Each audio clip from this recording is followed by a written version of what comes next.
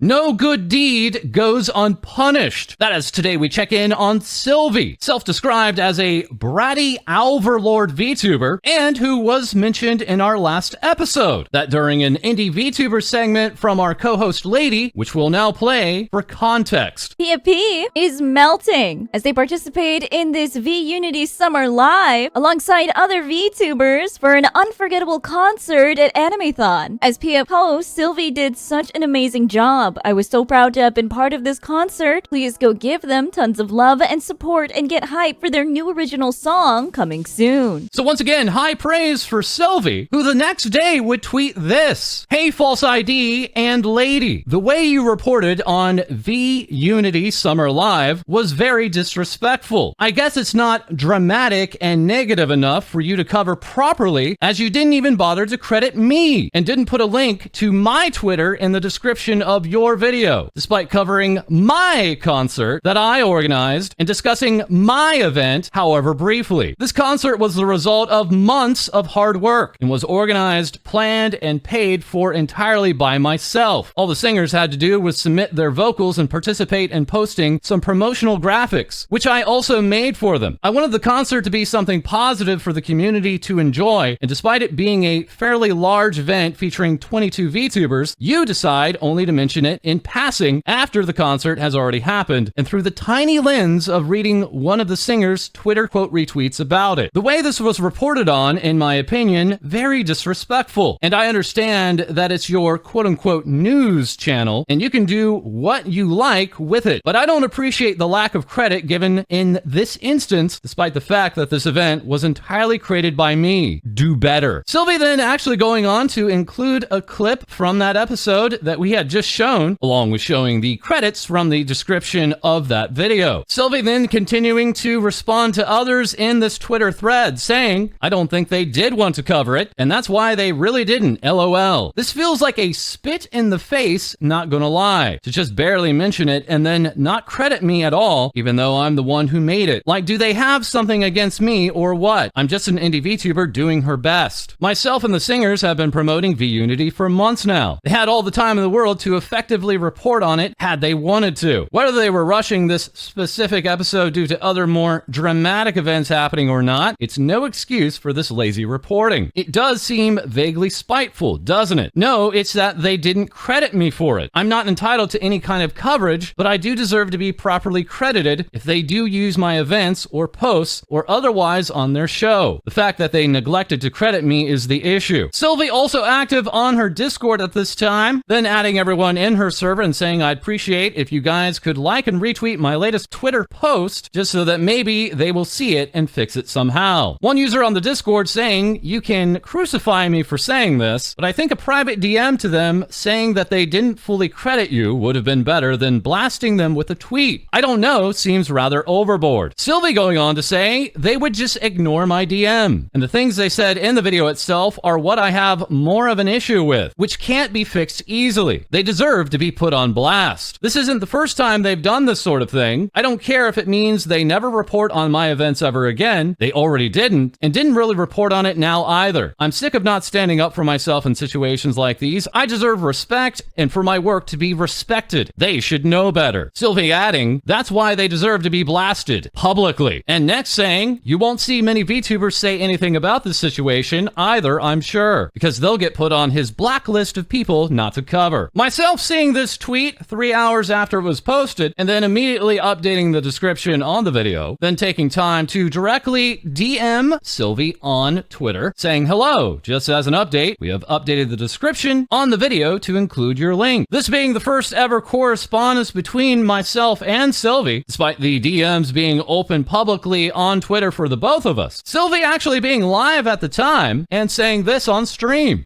Because you see my tweet on Twitter? 나름호도ね. I don't really want to talk about that live because I would rather the tweet just speak for itself. I made a few comments in there too about it, but I don't know. I just, like, yeah. It just feels like they should have credited me better being, you know, the maker of the concert and all, but I'm sure they have more important things to cover and whatnot, but at the very least, I hope they, like, add my Twitter as credit to the description. That's all. I don't know. Just a little about it, I suppose. I wasn't expecting them to cover it at all. I mean, I guess it's nice that they mentioned it in passing. I don't like drama, and I don't really like that I feel like I had to say anything about this, but aside from the lack of credit in the description, I kind of felt like the way it was worded in the video itself was also a little bit diminishing of, like, all the hard work that I put into the concert. The way Schnoodle put it is, it was like a Pia feature, but they also brought up the concert, but then didn't say anything really about it. So, yeah, I'm not entitled to have my anything covered by any other channel. I wasn't expecting that they would, but since they did, I just felt like they could have done it in a more genuine way. That's all. Yeah, I don't really want to talk about it more than that. It's stressful for me to, you know, like, False is like a big guy in the scene. I'm sure all of his guys people are gonna look at it and say, like, oh, Sylvie's entitled and whatever, and she just wants to have more feature on her concert and whatever. That's really not the intention. I just wanted to be credited in the description, and it would have been nice if they said, like, Sylvie organized this concert. That was it. I don't really care if they're, like, mad about it and they don't ever cover any Sylvie stuff ever again, because honestly, they never covered Sylvie stuff, really. Like, ever in the past either. I think there was one very brief mention of me in the past, like, years ago, but yeah, I worked hard on it, so I just would have liked it if they had worded it in a way that was more honoring of that hard work, I guess. That's it. And as it was the topic she was discussing, I had went ahead and sent a message in her chat to let her know the description was updated. Oh, hi, False. Hello. How are you today? The link has been updated. Well, thanks for putting that in there. Yeah, I don't really know what to say about this whole thing. I guess it's all in the Twitter post, but I mean, yeah. Yep. I don't really have thanks for covering it, I guess, but I don't know. It felt a little bit, I don't know, like you could have. Anyway, whatever. It's your show, so whatever you like to do with it is fine. I appreciate that you put the link in the description now, but yeah, I don't know. Cool. Thanks for updating it. Thumbs up. Great job. Yeah, okay.